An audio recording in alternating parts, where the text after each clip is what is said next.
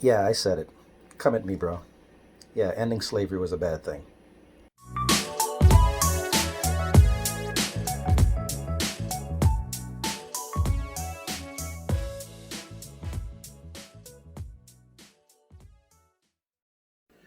Okay, so now that I've gotten your attention, and now that I know some of you want to kill me, or some of you just can't wait to get down to the comments section to jump all over me based on that topic, um, let's talk before you go down there and strangle me in the comment section.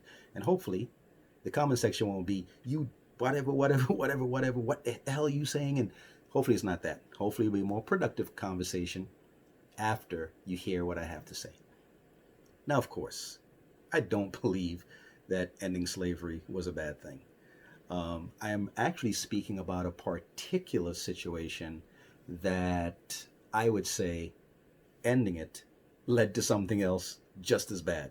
You know, um, bad. Let's just put it that way. Let me not make any comparisons. It was just bad no matter how you look at it. But anyway, my argument here, or my comments, are going to start with the fact about the British ending slavery in 1834 across their empire. Because this page is about the Caribbean, of course, when I think of slavery, I'm thinking so much of the west coast of Africa and the Caribbean. Of course, the United States, of course, South America and Central America, and those places were involved. Also, East Africa, because the Brazilians, not the Brazilians, I'm sorry, the Portuguese, since they had bases on the eastern side of Africa in places like Zanzibar, off the coast of Tanzania, they also brought enslaved Africans all the way around the Horn of Africa, South, what we call South Africa today, all the way over to their colony in what we call Brazil today. But anyway, the British ended slavery in 1834 in their empire, and I think they were the first European power to actually do so. Now, when they ended slavery, they went a step further. They were like, you know what? We're not just going to say we ended it. Now, here's something I forgot to mention. Um, they did end slavery in 1834, slavery itself, the actual practice. But one of the things that they had done some years prior was they actually ended slave trading, which meant that in the British Empire, you could not take a ship and go over to Africa to fetch more enslaved Africans to bring them to the colonies. You could not do that anymore. That ended. You work whatever with whatever you had at that time. But I think one of the things you could actually do is you could go to neighboring islands if you're in the Caribbean, like for example, the Danish West Indies, which is today U.S. Virgin Islands. I think they still provided because the Danes did not end slavery until sometime later on. So they still were bringing enslaved Africans from Africa, bringing them to places like St. Thomas, where I'm from, holding them in warehouses on the waterfront. And I think the British were able to come on over, and instead of going clear over to Africa, they were able to just like, hey, leave from Jamaica, 800 miles away, or Antigua, or St. Kitts and Nevis, their British colonies, and just come over to St. Thomas and hey, we just want to buy a few, and we just take them a few miles back to where we come from instead of going all the way across the Atlantic Ocean, 2,300 miles, 4,000 miles just to go all the way back over there. So I think you could still do that in the British Empire at the time. But again, just to go back, they did end slave trading itself from out of Africa some years prior to them actually ending slavery in their empire. Now, when they ended slavery in the empire, they decided, you know what, to make sure we enforce this, not slavery, when they ended the slave trade, to make sure they enforce this, they sent ships off the coast of Africa. And when I said coast of Africa, pretty much you could say Western Africa. They sent ships to patrol the waters, more or less like a navy, just to make sure that there wasn't anyone trying to smuggle enslaved Africans out of Africa in the cover of night or trying to get away. So they would patrol the waters, just patrolling the waters, making sure. Now, what they did was when they caught up to these people who were breaking the law, they would go ahead and they would confiscate the ship. They will then relocate the cargo, the human cargo, to other parts of the western coast of Africa that they controlled. So, in other words, a ship may pull out from what they called the slave coast back then, which is today's Ghana, may have pulled out from there on the way out into the ocean. They caught up to that ship, not knowing where these people actually came from, and basically just turned right around and dropped them off in, say, Sierra Leone, or what we call Sierra Leone today. So you started out in Ghana, that's where you were from, but you ended up in an entirely different part of Africa. So this is how they did it.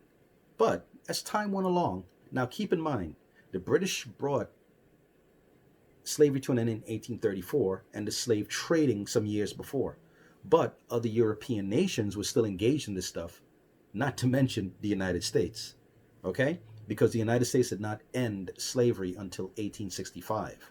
The British ended it in 1834. Now, the U.S. ships and so forth that were probably coming to Africa, I don't know if they were still engaging in it. I don't know when they ended their slave trading, if they did, if slavery and slave trading went hand in hand. I'm not looking at information right now. But obviously, they were still sending ships to the African West Coast to bring enslaved Africans over. The French, I think, was still going on. The Danes were still going on. And the Spanish was still going on with slavery. So the British, I don't know if it was their ships that they were stopping or just anybody's ships, but just say they were stopping ships that were British slave traders who were trying to get away with whatever they were trying to get away with. Anyway, they started going down there and patrolling the waters and just trying to make sure that there weren't ships coming off the coast of Africa, which enslaved Africans, and trying to take them over to the British colonies in the New World or in the Americas. Now, here's where it got interesting. Eventually, as they started patrolling the waters, they took another step and said, you know what? Let's go on land to try to see if we can stop this at the source. So in the past, of course, they had their forts along the coastline. So now they go and it's like, hey, you know what? Let's go ahead and build some bases on the coastline where we can, refit our ships, where we can, rest out some of our naval people. Let's do this. Let's do that. Places like a base where they can actually stay. So they go on land. And now it's like, it's not just out on the coastline or out on the waters. We need to stop this. Let's go to where the sources is, or the sources are, I should say. Let's go there and try to stop it at the source. So they go in and they go on land. So as they start going in, you probably start thinking they start going a little further in, like, where are these people bringing these enslaved Africans from? Start probably following the rivers, probably following paths, probably following trade routes. And before you know it, they're further and further inland, further and further inland. Now, here's the sad part to this story. Well, one of the sad parts so far. And that is, as they start meeting certain African tribes, and as I said in another video, which I'm probably going to redo, this video is actually a redo of a video I did before, but I'm just thinking of some other things right now, so I'm just deciding to do the video now. But anyway, as the British were going inland and moving further and further in, they start meeting hostilities, because you did have some African tribes. I'm not saying all African tribes, but you did have some African tribes who in the past worked with these European powers to grab other Africans, enslave them, and pass them on to the British, the Portuguese, the French, the Spanish, and say, hey, we're going to go inland and we're just going to go ahead and grab these people for you, and we're going to trade. You give us something, we give you them. That was the agreement back then. But now the British were coming with a different mindset, coming in more like the moral police now. Like, you people are so bad. How dare you engage in something like this? And of course, I'm sure some of these tribes that they used to work with in the past, who funneled them or who gave them what they wanted, were looking at them like, what's the matter with these people? So they put up a resistance. It's like, no, this is our livelihood. We've been making lots of money off of this, capturing other African tribes and bringing them down to the coastline for you. We were doing the dirty work. We were the ones going inland. We were the ones getting into wars, fighting, and so forth. And we were grabbing human cargo, captives, for you, and we brought them to the coastline, and you took them wherever. And you left us a nice little fortune here. They made money off of this. So now the British are coming in now with a different mindset, have a moral conscience now, and looking at these people like, you're wrong for what you're doing. Next thing you know, they're engaging in hostilities. As they engage in hostilities, they're moving further and further and further inland. Now, when this started happening, next door, so this is more like the Nigeria area, Ghana area, places that England did control at some point. So now the situation that you have is the British are coming in, so a lot of these slave raiding tribes now decided, hey, we can't match forces with the British with their weapons and so forth. So we're going to turn to another colonial power that's still dabbling into this stuff, the French. But the French themselves also did develop their moral conscience and were like, hey, we don't really engage ourselves in that anymore. Now the French show up. Now they're on the coastline. So some of these slave raiding kingdoms in Africa decided to turn their attention to the French and asked the French to go ahead and try to help them out when it came to the British. Hey, you know what? I know you guys are enemies. Hey, you want to give us a little helping hand over here dealing with the British over there? But the French, as I said before, had a different mindset at that time also. So what happened? The French now, they moved into places like what was called Dahomey back then, which is today's modern day Benin. They decided to move in on the land. And when they moved in, you had again the same situation. Slave raiding tribes that had made fortunes over the centuries, were looking at it like, hey, you're like interrupting our livelihood, man. This is how we make our money. This is where we were making our money. This is where we were making our fortunes. This is where our kings were making lots of money by going in and slave raiding and bringing Africans out, enslaved Africans out, for you guys to take over to the New World to do whatever you wanted to do. And sure enough, as the British and the French start to move further and further and further inland, it started to lay the groundwork for what would become the race for Africa, what would become colonization in Africa. Now, prior to this, the Europeans came to grab, take out human cargo. They came to take that particular resource, that particular asset out of the continent and disperse them to other parts of the world. Now it was reverse. Now they're coming in. They're not taking people out. Now they're coming in and basically colonizing and subjugating these people in their own lands. So once they laid that groundwork down and they started to move inland and started to notice the workings and like, whoa, gold, whoa, look at what they have over there. Diamonds, ooh, look at this, look at that. I don't think we're going anywhere anytime soon. Let's start kind of claiming this land. And sure enough, as they started going in with their moral approach, the next thing that started coming behind them were the missionaries. Hey, you know Jesus? You know God? And the missionaries came in. And I'm not saying that they were, but sure enough, it was one way that they were able to make the people somewhat more docile, somewhat more receptive, because these missionaries are now coming to civilize you, to teach you the word of God, to teach you how to wear clothes, how to wear shoes. We're coming to civilize you. Churches were going up left and right. So while they were doing that, the colonial powers were now going in and starting to notice the riches and the resources and realize, hey, we can make something out of this. Not only that, it became a perfect storm because around the same time that this started to develop some momentum, at the same time, in Europe and the Americas, here comes the Industrial Revolution. Now there's a need for resources. There's a need for rubber. There's a need for certain metals and so forth. Where are we going to find it? Europe sure didn't have these things. The Caribbean, well, its heyday was during sugar. They don't have those type of resources. So where are they going to find these things? Africa. And so in doing so and noticing this, then other Europeans caught on and was like, Germans were like looking on like, whoa, hey, check out what England is getting over there. You see what they're doing? Others started looking in, Belgium. They were like, whoa, we can go down there and we can get some stuff. King Leopold looking in like, yeah, let's go down there. And before you know it, there was something known as the Race for Africa. You can look it up, where all these Europeans convened these European powers, countries convened in Germany. I forgot where it was. I think it was Berlin.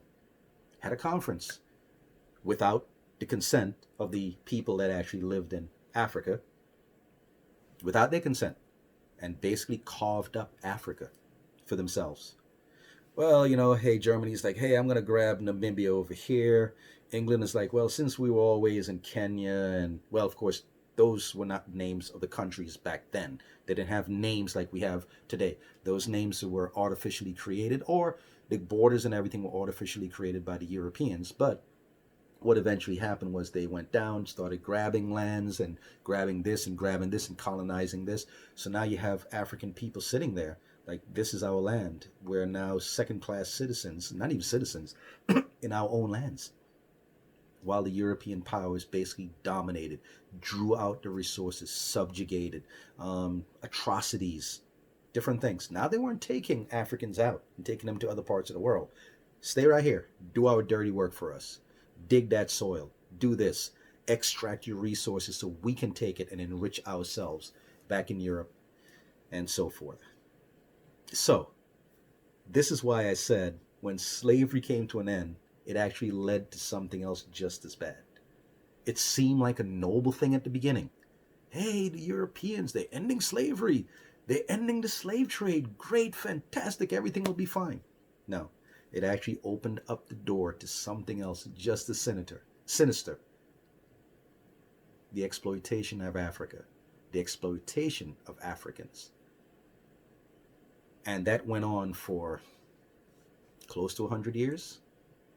It was not until basically around the late 1950s, 1960s, 1970s that these African kingdoms, tribes, now they're nations, I guess, were able to gain their freedom from the Europeans. But by the time they did that, it left the place in so much shambles that when these places were left on their own and they were infant nations with new borders, artificial borders created around them, they had to now fend for themselves and try to figure it out. And it was rough going, lots of growing pains. So there were lots of civil wars, lots of coups, mass destruction, devastation. So here you had hundreds of years of people being dragged out of Africa, depopulating those areas over there, just damaging the whole family structure over there. And now this time around, you come and you exploit these people. You basically force your culture, your way of life onto them. You played off different tribes against one another. And then they pulled the rug from on everybody and just left after they got their fill and left them there to govern themselves. And that did not always go too well. Thank goodness, Africa is really rebounding right now. Again, I'm over here looking at my television, and you're seeing a lot of beautiful cities over there and a lot of great things that are going on. But it was not without a lot of bloodshed. And there's some places there's still some instability. But for the most part, right now, there's a lot of progress going on. Didn't have to be that way to get to this point, basically, of this progress. But again, it went through a lot of blood, a lot of tears, lots of deaths. But here they are today. So hopefully now you understand what I was getting at when I said at the very beginning, ending slavery was a bad thing. Anyway, if you found this video interesting, I hope you really did. I hope I did my best to hold your attention and to get you to understand something you may have never considered or put two and two together or looked into a little bit more deeper. But if you do, you're not going to find a book that's going to actually put all these things together. But if you do look at it, that's pretty much how things turned out. So I want to thank you for tuning in. And I want you to be able to come in and comment. Feel free. I'm the type of person I respond to people, okay? In the comment section. So feel free to come in. Please subscribe to the channel. I would greatly appreciate that because I think I'm going to produce some decent content for you guys to see. And also make sure that you share this video on your Facebook page, share it on your Instagram, share it wherever you can. But what I would really love most of all is for you guys to come in and let's discuss this. All right? There may be something I forgot to mention. There may be something I overlooked, or some of my details may have been incorrect and you may want to correct me. Okay? But feel free. Come on in. comment. Thank you so much for tuning in. And this is Caribbeanology. And this is where you're going to learn quite a bit of things, okay? Hopefully, I'm going to do a great job. You guys take care. Until next time.